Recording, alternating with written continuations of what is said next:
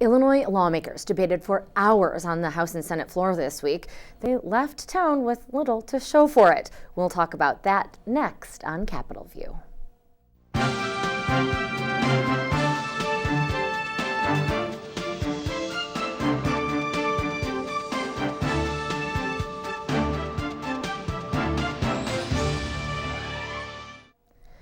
Illinois representatives won't return to Springfield until April. They did get a whole lot of talking in this week. However, lots of debate on the Illinois House and Senate floors. I'm guessing some lawmakers maybe are sucking on some throat lozenges as they head back home for their districts. Of course, this comes as Illinois is now in a 9th month without a state budget and as a primary contest gets ever nearer. I'm Amanda Vinicky, the State House Bureau Chief for Illinois Public Radio, or NPR Illinois, whichever you care to consider it. Just give it a listen. You can also on that station hear Brian Mackey. He is a reporter also for WUIS, and turn the dial over to hear Dave Dahl. He is the State House reporter for WTAX and WBBM. That's correct. So everybody, it was quite a week under the Capitol Dome, as I said. Lots of time spent debating, and yet it seems as if social services and higher education really remain caught in what I've described as the political crossfire. Let's take a step back, rewind to Wednesday, when an effort to override a measure that Governor Bruce Rauner had actually vetoed that would send money to community colleges and fund MAP grants, those are basically tuition aid for low-income students, was brought before the House. And Brian, why don't you go ahead and tell me, how did that fare? Yeah, so I mean, the background here is that Illinois has been without a budget since July 1st of last year. The two major areas that have gone without funding are social services, human services, and higher education, colleges, community colleges, and state universities, and also low-income students who get what are called these monetary award program grants. It could be a few $1,000s depending whether it's a public school. You can also use them at private schools like some of the Catholic institutions in the state, any institution of higher ed in Illinois. And a lot of schools have said, okay, we'll let you enroll, low-income student or student from a low-income family. You can enroll, and hopefully, the state will come through with the money. Now that it's been months and months, and there doesn't appear to be much movement in terms of the state, some of these schools are saying that debt's going to be on you, on the students. And so there have been a couple of different competing proposals, but the one that came up this week was from Democrats. They put it up on the board to try and override the governor's veto of this. The governor says there's no money to pay for this right now. We need a revenue source in order to spend this money, and they fell 2 votes short. Just 2 votes. Now, Dave, the governor says Illinois doesn't have the money to pay for it. Is he right? Probably. I think what's interesting to note is the supermajority that the Democrats enjoy in the House is only a mathematical one. In the case of the vote Wednesday, one lawmaker was absent, and the other one lawmaker, a Democratic lawmaker. Yeah, that's correct. When there was one absent, he happened to be a Democrat. And so there went the supermajority because the number of Democrats in the House is 71, which is the exact amount you need for the supermajority to override a governor's veto. And does that make you suspicious? In what way? You got 71, and oops, somebody has the stomach flu. There have been legislators that have come down to Springfield to vote on measures where that 71 was needed. And in fact, one that has caused some attention, we can talk about perhaps this Ken Duncan race, a Chicago race later, but a legislator who was literally on her deathbed, ended up passing away shortly thereafter, made it down. Well, let's back up a little bit. The Duncan absence was to some hinky. He was in New York for some kind of business. He was not the one on the deathbed. And Esther Golar was there, and Duncan was not. That got a lot of attention. With regard to this week, it was Louis Arroyo who was absent Wednesday, and he was absent Thursday as well. And so no. He may have some personal things going on, but what is suspicious is why would you call the bill if you know you don't have the 71 Democrats to pass? Because as it happened, there's one in every crowd. And on Wednesday, the one in every crowd was Representative Scott Drury of the Highland Park area, who voted no. So there was one Democrat who voted no. It could have been Franks or Duncan, but it was Drury, just one. And the suspicious part is, why would you call the bill knowing that you're not going to get the 71 votes? Well, I guess there are a couple answers there, right? I think the answer would be you want a recorded vote with the Republicans. So now, coming up on primary time, we could say, Representative Mackey voted against your kid. Theoretical, Mackey. Yeah, I'm not a fan of those kids. But right, I mean, there are a lot of Republicans who represent districts where public universities or private colleges, frankly, are the big employer. So you have had pressure on, for example, Republican Representative Noreen Hammond or Dan Brady, who's from the Bloomington area. Hammond is from the WIU. And they're getting pressure. I've seen, in fact, letters to the editor from constituents saying, wait a second here. Are they just following their leader, or are they being fiscally responsible, Dave? I think the idea of fiscal responsibility has gone far out the window and, over the hedge into the next yard. So much money has gone out, and COGFA this week, the Commission on Government Forecasting and Accountability, revised downward the amount that the state is going to take in this fiscal year, the year that only has 4 months to go. They revised it downward by $442 million.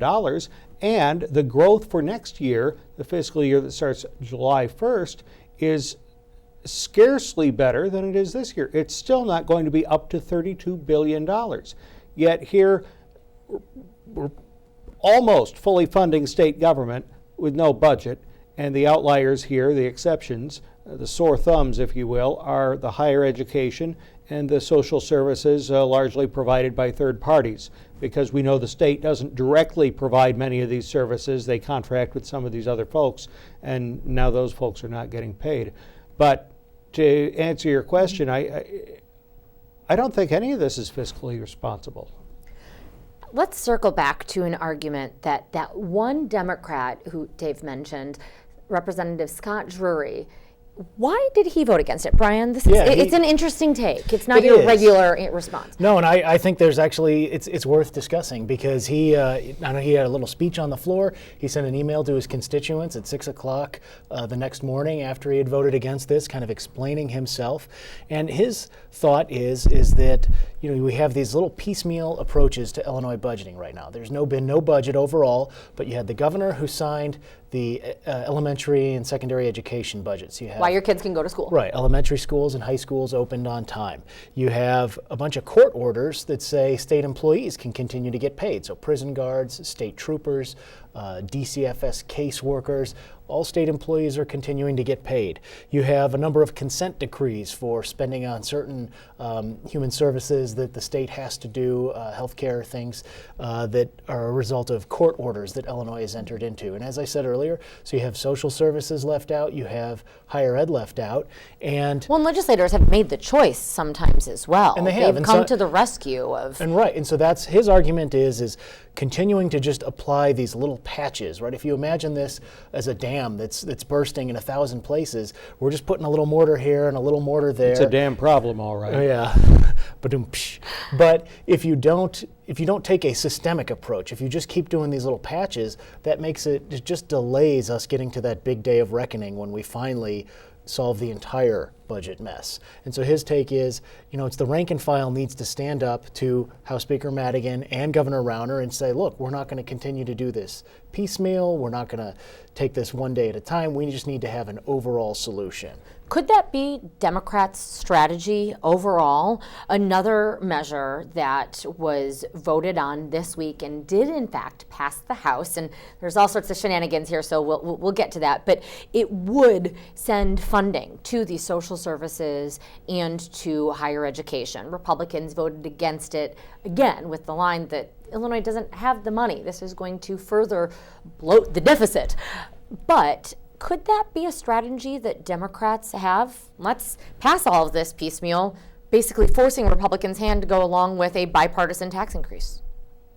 Well, I don't know, Dave. You said earlier this is about getting votes, right? This is about making people look bad. Just politics, just you voted election against politics. Kids. I think so, because the governor said before this vote even came up in the House, it's dead on arrival. He had his budget director send out a memo that said this is irresponsible. This is not the way to do it. At this point, the governor has his demands for his pro-business, anti-union agenda that he wants done. I can't imagine. And he's not letting go. No, I mean, it's been 8 months. I can't believe he would let that go with nothing to show for it. Well, number one, they can't override the veto. They don't have the votes for Right. it. Number two, they're not going to be back till April talking about the House. And number three, there's probably a number three somewhere. This notion of they're not coming back until April, I feel like that is going to be something that we're all going to hear about from our listeners. How the heck is that the case? And that's not entirely true, let me say. The senators will return to Springfield. Senators have 6 days left in March. Exactly. But representatives, so the Illinois House, where a lot of attention is often focused, because first of all, there's that Madigan name who Rauner really points to as the root of so many evils, but also there is the fact that the Democrats have greater numbers in the Senate, so are able to get veto-proof majorities. It's the House where that's more troublesome, and we've seen that pop up time and time again. So they're not coming back until April. Well, first of all, they customarily take a 2-week break around Easter. Also, there's the primary election day on March 15th, and that's another custom that in election years they don't meet all that many days before the election. They're busy campaigning. They're campaigning, they're politicking, and I think this is the part of the show where we say being a legislator is supposed to be a part-time job. It's farmers, lawyers, housewives coming into Springfield for a few days to do some business, and even though many of the lawmakers do work at it year-round as a full-time job, it's technically a part-time legislature. And what's more, the idea that you need 118 in the House and 59 in the Senate to get anything done, I think is false. It's an easy soundbite. It's an easy gimmick to say, what do you mean they're not here? See, I said that in just one breath. But it's more complicated than that. You need the governor and the leaders negotiating. They used to have the budgeteers of a few years ago, and it's a top-down organization. The Senate and the House, And the top both isn't are. moving. And so all they can do is make mischief and spend per diem. Yeah, and I think there's something to be said just to give a picture of why there's so much focus on this primary election. House Speaker Michael Madigan could be meeting with other people to worry about the budget and negotiate on these issues. Instead, he's had a very well-financed opponent in his own district. They're trying to take him out. So a bit preoccupied. A bit preoccupied. And I mean, that seems to be part of the strategy here, right? Because that's less time that he's able to use his, three-dimensional chess brain on other races to try and pick off some Republicans and Less shore money up his to own spend on them? Democrats. Yes, absolutely. In fact, there's been so much money spent in that campaign, and his opponent is funded not by the governor directly, but it's by people who seem to have ties to the governor or supporters of the governor.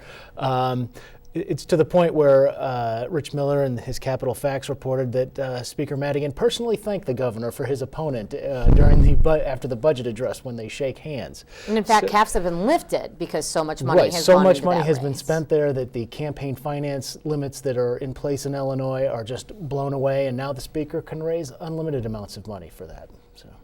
So this is all going on.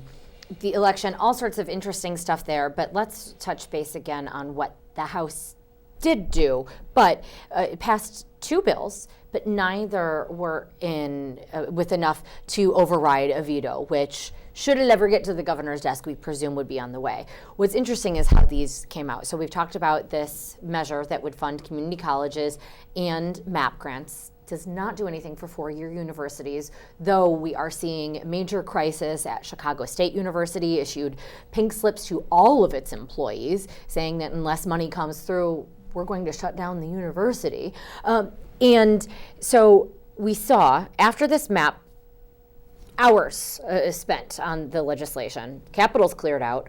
Lo and behold, about 7 o'clock Wednesday evening, an email from the House Speaker's press person saying, there's a compromise effort.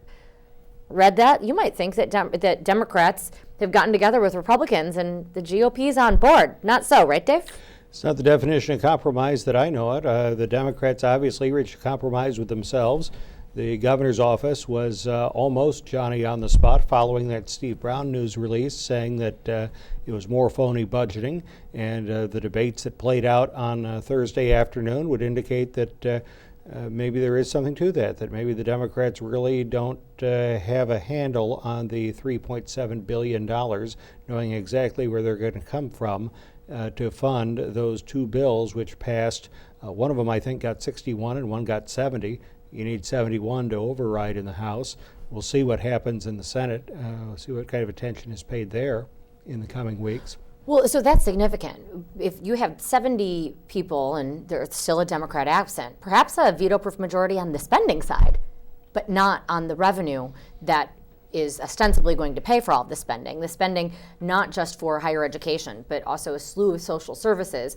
The money where it's supposed to come from, that's a bit trickier. Basically, the state is canceling out borrowing that it has already made against itself for other needs. This is where Democrats get this notion of compromise. They say, hey, that's a concept, at least, that Republicans have backed and given as their funding source for higher education. But they took that and then ran with it, spending, again, basically billions of dollars more than this accounting gimmick would even allow for, were it to be actual money and not a gimmick.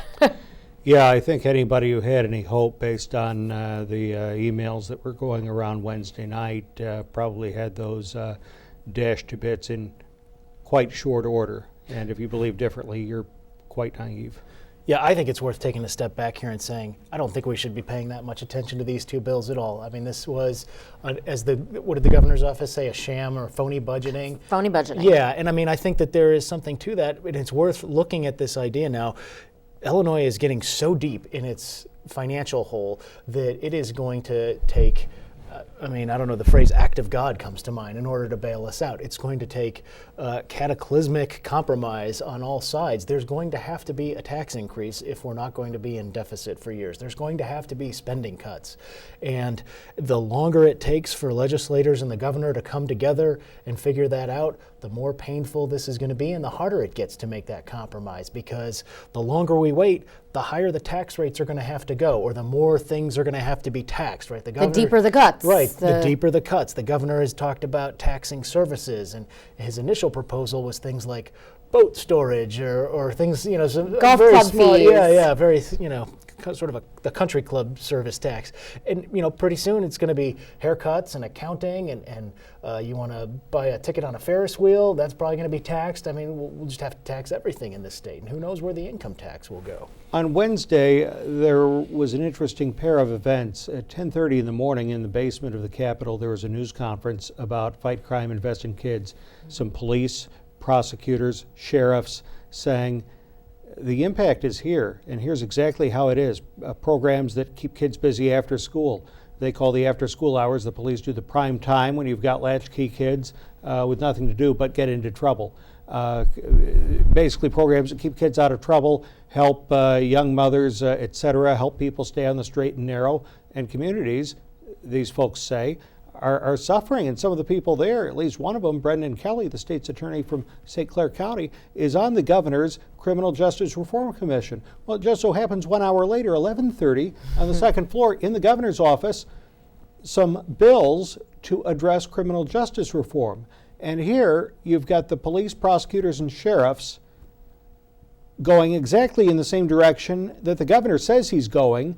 We need to do better at having the punishment fit the crime. We want to cut the prison population by 25%. We've got 50,000 people in prison, and prison's designed for 30-some thousand. It's overcrowded. Everybody agrees on that. Yet here at 10:30, you've got this news conference. At 11:30, you've got the governor and lawmakers in a carefully orchestrated news conference. And the governor acted like he didn't even know anything about what was going on in the basement. In fact, take questions. He was asked 3 times about how to address the exact concerns that were brought up in the basement, and all 3 times he brought up, as you alluded to, Brian, the big picture that we need structural reform if Illinois is going to be good. It's like the house is burning down and the fire chief pulls up and says, before I turn on the hose, Got a crack in the foundation. Here's a lecture about architectural reform. Yeah. But the house is burning down right now. Kids are in college, hopefully only once. Kids are in kindergarten only once. Folks are at risk, as being described Once by, they leave the by a state, lot of they the people. might not want to come and back. the sheriffs and the police, those guys, you think they endorsed Pat Quinn? No. I'll bet they didn't. I'll bet they were, the political ones, many of them I'm sure were campaigning for Rauner, endorsing Rauner, voting for Rauner, and what's the thanks they get? A lecture about the big picture. And then the governor walked away before he could be challenged with many more questions. Yeah, I'm not clear on the endorsements. I've got to look that up, actually. So, but take your point in terms of the house is burning down. The governor says he insists on all of these changes because he wants to help the economy and businesses. But the economy is really going to it's taking a beating right now because of this budget impasse. It is. There was another event this week where there was discussion of the state's revenue estimate, right? These are where the budget gurus that are a part of the legislature come in. It's called the Commission on Government Forecasting and Accountability. They come in and they say, here's how much money we think Illinois will have next year. Not surprising to anyone who's a regular watcher of this show, it's going to be less, just like it's been less for a long time now. And one of the things that was really concerning and surprising, they said, is sales tax revenue is way down. And that suggests that could be a harbinger of people beginning to not spend less. And you'd think that with the price of gas being lower, people might be spending more, they'd have more money in their pockets. You'd think with the tax cut, the automatic tax rollback that went into effect last year, people would have more money to spend. But they don't seem to be spending it. Christmas, the Christmas shopping season, which is very important to retailers, that was off. So if Illinois is headed into another downturn, that's not going to help the state's We're basically starting financial. from the worst point. I mean, we were already not doing well. Let's say the structural change is going to grow the state. I get it. And let's say the governor's right. He may very well be right that that's what we need. And a majority of people did elect Bruce Rauner to be governor. And so merely having Bruce Rauner in the governor's mansion hasn't done it. The state's worse off than it was last year. Let's say that the three of us get our pennies together and we'll start up the Diamond Star plant again, the Mitsubishi plant in Bloomington Normal, and we're going to make some widgets. Now, how long would it take? How many months would it take for the state to reap the benefit of the economic growth that our widget factory is going to make? A year? A lot of these 6 structural months? changes are Yeah, really, exactly. if they were to be borne out to be positives for the state, it will not be immediate. You're talking about the long term. And that's a big if. And yeah, and so the governor's answer for everything is we need the structural change. We need this in the for the long-term growth. But is he right that Illinois didn't do anything? There were a dozen years of Democratic control where we have seen just refusal for movement. Is he right? Refusal for movement on what, though? On improving the state's economy, on meeting the demands of business. Democrats will say there was a workers' compensation negotiated bill a few years ago that they worked on. I mean, let's not forget that one of the reasons the Illinois economy is so bad is that there was this thing called the Great Recession that happened in 2008. That was everybody, not just Illinois. No, and it's true that there were a lot of very stupid budget decisions made during the Blagojevich era. I think that people talk about the corruption of Rod Blagojevich, but I think one of the real lasting legacy is the damage he did to Illinois' pension systems and helped dig us deeper into the hole by not paying in some of those years. And those were mostly nearly into the grave. Yeah, those were mostly Democratic plans, but there were some years that Republicans supported those budgets too. So this is really a thing that it's kind of a pox on everyone's house down here if you want to look at the past. But again, we're sitting here debating the history now, and as Dave pointed out, the house is on fire. Well, and we've got a poll out from the Paul Simon Public Policy Institute that gives, in a sense, it's a mixed bag.